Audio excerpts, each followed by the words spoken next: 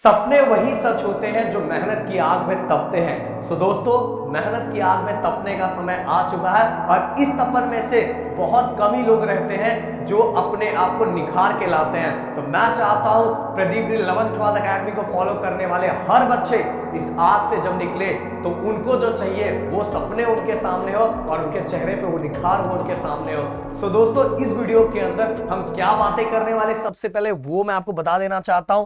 सबसे पहले बहुत सारी चीजों की हम बात करेंगे।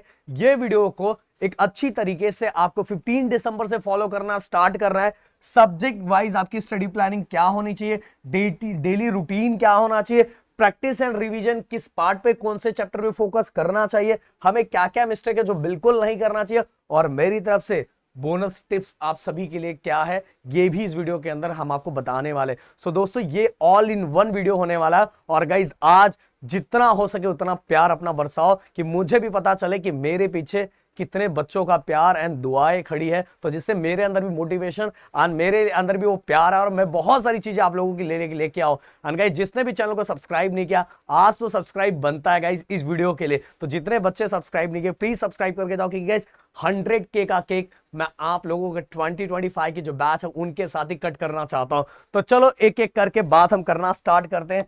तो दोस्तों, आप सभी को पता है कि हमने जर्नी यहां से स्टार्ट की थी। अप्रैल गया, मई गया, जून गया, जुलाई गया, ये भी गया, ये भी गया, और ये भी गया, और ये भी गया। गाइस, ये चल रहा है, पर ये भी एक दिन चला जाएगा और इसके बाद हमारे पास टाइम बहुत कम रहेगा। बट दोस्तों, अगर अभी से आपने प्रॉपर तरीके से प्लानिंग करना स्टार्ट कर दिया तो आपकी लाइफ जिंगा लाला, और आप मतलब आपको जो चाहिए ना वो बहुत अच्छी तरीके से मिल जाएगा। और मैंने पहले ही बोल दिया है कि अभी मेहनत करना पड़ेगा, पर इस मेहनत के अंदर जो मिर्च मसाला डालना है वो स्मार्ट वर्क का मिर्च मसाला डालना है। तो वो चीजें मैं इस वीडियो के अंदर में बताऊंगा।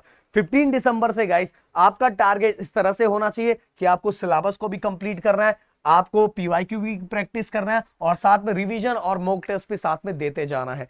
और गाइस, अगर मैं बात करूं तो आप सभी को एक टाइम टेबल जनरेट करना है, और ये टाइम टेबल के अंदर डेली 3 सब्जेक्ट होने चाहिए, एक थ्योरेटिकल सब्जेक्ट होना चाहिए और 2 न्यूमेरिकल सब्जेक्ट होना चाहिए। और डेली हर सब्जेक्ट के लिए आपको 2 से 3 घंटे का टाइम तो देना ही चाहिए, क्योंकि गाइस, अगर आप चाहते हो कि इतने कम टाइम के अंदर आप एक बहुत अच्छा स्कोर करो तो सिंपल सी बात है गाइस, अब आपको टाइम देना ही पड़ेगा। अगर इस टाइम आप टाइम नहीं दोगे तो आगे बहुत पछताओगे गाइस।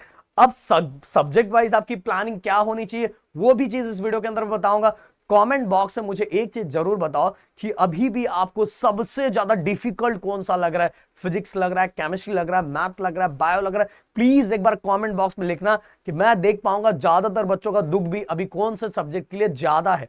सो गाइस, अगर मैं फिजिक्स की बात करूं तो फिजिक्स के अंदर अगर आपसे अभी कुछ नहीं हो रहा है तो मोस्ट इंपोर्टेंट चैप्टर के अंदर rotational dynamic, mechanical property of fluid, KTG, thermodynamic, oscillation, magnetic material and semiconductor device, ये सबसे पहले करके रख लेना चाहिए। अगर जिन बच्चों का वो भी कुछ नहीं हुआ तो भाई इसके अंदर कोई 5 चैप्टर, इसके अंदर का कोई भी 5 चैप्टर आप पहले करके रख लो। बाकी चीजें आप आगे जो मैं लाने वाला हूं उस पे छोड़ दो। ओके, अब ये सभी चीजें ऑलरेडी मेरे यूट्यूब चैनल से पढ़ सकते हो। और कुछ और इंपॉर्टेंट टिप्स फिजिक्स के लिए, तो गाइज आपको फॉर्मूला एक लिस्ट बनाना चाहिए कि हर चैप्टर में कितने फॉर्मूले हैं। हर चैप्टर के अंदर हार्डली 3 से 4 डेरिवेशन रहते हैं जो मोस्ट इंपॉर्टेंट रहते हैं, तो वो डेरिवेशन का लिस्ट होना चाहिए। न्यूमेरिकल्स के क्वेश्चन पिछले 4 सालों में कैसे आया वो लिस्ट आपके पास होना चाहिए। एंड गाइस, एमसीक्यू में आप सभी को बोलूंगा कि जो बोर्ड का क्वेश्चन बैंक है इस बार तो रिलीज नहीं हुआ, बट पहले का जो क्वेश्चन बैंक है वो फॉलो कर सकते हैं। इसके बाद हम बात करेंगे केमिस्ट्री को लेके। तो केमिस्ट्री के अंदर guys first chapter, second chapter, third chapter, 4th, 5th, 6th, 7th, 8th, 9th, 10th और 11th, ये चैप्टर उन जिन बच्चों को क्योंकि मैंने जो लिखा हुआ है उतना स्कोर करने के लिए आपको ये चैप्टर करना पड़ेगा। बट जिन बच्चों से कुछ नहीं हो सकता वो बच्चे इसमें से कोई भी बस 5 चैप्टर उठा ले, बस कोई भी 5 चैप्टर उठा ले, और वो 5 चैप्टर उठा के वो उसको पढ़ के रखे और बाकी सभी चीजें हम पे छोड़ दे। अब केमिस्ट्री के लिए भी कुछ इंपॉर्टेंट टिप्स मैं आपको बताना चाहूंगा। फिजिकल केमिस्ट्री की मैं बात करूं तो गाइस उसके अंदर जो बहुत कम है, बट जो थोड़े बहुत डेरिवेशन है वो भी आपको प्रैक्टिस करना चाहिए। और साथ में गाइस न्यूमेरिकल बेस जो फॉर्मूले हैं, न्यूमेरिकल बेस जो क्वेश्चंस है वो भी आपको करना चाहिए। और वो कैसे करना है, वो ओनली पीवाईक्यू करो, उसके अलावा कुछ नहीं आएगा। ऑर्गेनिक केमिस्ट्री के अंदर रिएक्शन और उसका उसका प्रोसेस किस तरह से होता है, किसको किसके साथ हम किस तरह से रिएक्ट करके क्या बना सकते हैं, प्रिपरेशन उसका किस तरह से करते हैं, ये सभी चीजों का एक लिस्ट आपके पास होना चाहिए, जिससे चीजें आपके लिए बहुत ज्यादा आसान हो जाएगा। और गाइज अगर आप पिछले 3 सालों में आए हुए रिएक्शन पे ही फोकस कर लेते हो तो चीजें और ज्यादा आसान हो जाएगी, उससे ज्यादा हटके कुछ चीजें आती नहीं है। देखो केमिस्ट्री का ऐसा सब्जेक्ट है जिसके अंदर ऑर्गेनिक केमिस्ट्री वाले ही क्वेश्चंस जो रहते हैं जिसके अंदर बहुत ज्यादा कंफ्यूज हो जाते हैं, इसीलिए इनकी तैयारी हमें इस तरह से करनी चाहिए। अब मैथ की अगर मैं बात करूं तो मैथ के अंदर गाइस देखो, मैंने बच्चों को बार बार बोला है, बहुत सारे बच्चों को मैथ 2 बहुत डिफिकल्ट लगता है, बहुत ज्यादा डिफिकल्ट लगता है। तो आप सभी के लिए मैथमेटिक्स 1 के चैप्टर पूरे कर लो एंड मैथ 2 के अंदर बस ये 2 चैप्टर कर लो, आप बहुत अच्छा स्कोर, जहां तक जो आपका ड्रीम है ना, उस ड्रीम से भी ऊपर पहुंच जाओगे। इसके बाद गाइस कुछ इंपॉर्टेंट टिप्स अगर मैं मैथ के बारे में भी देना चाहूं तो मैथ एक ऐसा सब्जेक्ट डेली इसको प्रैक्टिस करना चाहिए। हर चैप्टर के अंदर कौन कौन से फॉर्मूले इनको रिवाइज करना चाहिए और साथ में वो जो टॉपिक कर रहे हैं उनके PYQ सॉल्व करने चाहिए। और अगर जिन बच्चों का बायो है तो फिर से गाइस मैंने यहाँ कुछ चैप्टर आपके सामने रखे हैं, ये सभी चैप्टर अगर आप स्कोर ये कर लेते हो तो आप आराम से 85, 90 के ऊपर आराम से पहुंच जाओगे। फिर भी जिन बच्चों को नहीं हो पा रहा है उन बच्चों को बोलूंगा कि इसमें से कोई भी 5 चैप्टर पहले और 5 चैप्टर, और ज्यादातर उनको डायग्राम पे ज्यादा फोकस करना है। अब अगर मैं इंग्लिश की बात करूं तो इंग्लिश के अंदर नोवेल सेक्शन हो गया, ग्रामर सेक्शन हो गया, राइटिंग स्किल सेक्शन हो गया, एप्रिसिएशन सेक्शन हो गया, ये कुछ ऐसी चीजें हैं जो आपको मतलब कंफर्म मार्क्स देती है। तो ये गाइस आपको करके, जो हमारे यूट्यूब चैनल में पूरे रूल्स रेगुलेशन, इवन सीरीज भी चल रही है गाइस, 10-11 डेज की सीरीज हो चुकी है, 20 डेज की सीरीज हमने रखी है। आप में से कितने बच्चे उसको फॉलो कर रहे हैं, और जो नहीं कर रहे हैं गाइस वो आगे जाके पछताएंगे कि हमने उस समय फॉलो कर लिया जबकि सर ने फ्री सीरीज भी यूट्यूब पे लाई थी। तो गाइस ये सभी, और हमारे गिरी ट्यूटोरियल चैनल पे, प्रदीप गिरी अपडेट पे भी 1 शॉट लेक्चर सभी कुछ का पड़ा हुआ है। तो इंग्लिश में ये सेक्शन आपको बहुत अच्छी तरीके से करना चाहिए। ओके, फिर वर्चुअल मैसेज ये वाला रिव्यू हो गया, फिर इंटरव्यू हो गया, एक्सपांशन ऑफ आइडिया हो गया, ये सभी टॉपिक आपको बहुत अच्छी तरीके से करके रहना चाहिए। अब डेली रूटीन आपका कैसा होना चाहिए, डेली रूटीन के बारे में अगर मैं बताऊं तो मॉर्निंग के अंदर आप सभी को क्या करना है, जो थ्योरेटिकल सब्जेक्ट है उस पे फोकस करना चाहिए। बायो हो गया, केमिस्ट्री, और केमिस्ट्री का जो इनऑर्गेनिक और ऑर्गेनिक वाला पार्ट जिसके अंदर आप थोड़ी बहुत ज्यादा प्रैक्टिस की जरूरत न पड़े, थोड़ी बहुत प्रैक्टिस करने के मतलब जिसमें जैसे अभी मैथ वाला जो चीज है उसको अलग टाइप करेंगे, पर जो थ्योरेटिकल पार्ट है बायो वाला, केमिस्ट्री वाला और इनऑर्गेनिक वाले पार्ट को आप क्या कर सकते हो, मॉर्निंग में कर सकते हो। इसके बाद अगर मैं आफ्टरनून की बात करूं तो न्यूमेरिकल सब्जेक्ट उठाओ, जिसमें फिजिक्स और मैथ हो सकता है। फिर इवनिंग में रिवीजन करना है, जो गाइस आपने सुबह किया है उन्हीं के MCQ को सॉल्व करना है, PYQ को सॉल्व करना है एंड उनके प्रॉब्लम को भी सॉल्व करना है, मतलब जो न्यूमेरिकल्स है उनको भी सॉल्व करना है जो दिन भर में आपने किया। तो इस तरह से आपको डेली रूटीन क्या करना चाहिए, बनाना चाहिए। अब गाइस देखो, अगर ये सभी चीजें आप लोगों के लिए बहुत डिफिकल्ट लग रही है, नहीं हो पा रहा है, तो मैं बोलूंगा रैंकर क्रैश कोर्स, फिजिक्स भी है, केमिस्ट्री भी है, मैथ भी है, बस बायो नहीं है। ये 3 सब्जेक्ट है और इंग्लिश भी है, फिजिक्स, केमिस्ट्री, मैथ और इंग्लिश, जो बहुत सिस्टमैटिक वे बहुत अच्छी तरीके से चल रहा है। अगर आप हमसे जुड़ जाओगे तो सिंपल सी बात है, जो हम पढ़ाएंगे जिस दिन बस उतना आप करते जाओ, आपका टारगेट कंप्लीट होता जाएगा। सब कुछ उसमें करवाया जा रहा है बहुत मस्त तरीके से और बहुत मजेदार तरीके से। तो अगर इससे रिलेटेड कुछ डाउट है तो डिस्क्रिप्शन में नंबर दिया हो, उस नंबर पे कॉल कर सकते हो, नंबर पे कॉल करके अपनी बातें पूछ सकते हो कि हम में कैसे जुड़ सकते हैं, क्या है सभी चीजें, और डिस्क्रिप्शन में ऐप का लिंक भी दिया हुआ है।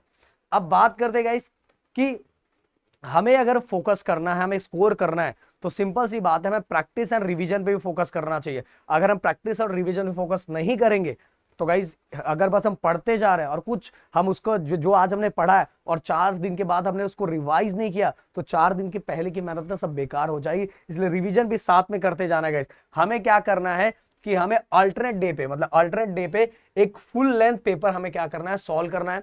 इसके साथ ही गाइस जो वीक टॉपिक है, जो हमारे लिए जो वीक टॉपिक है उसको, जो हमारे लिए वीक टॉपिक है उनको हमें सॉल्व करते रहना है।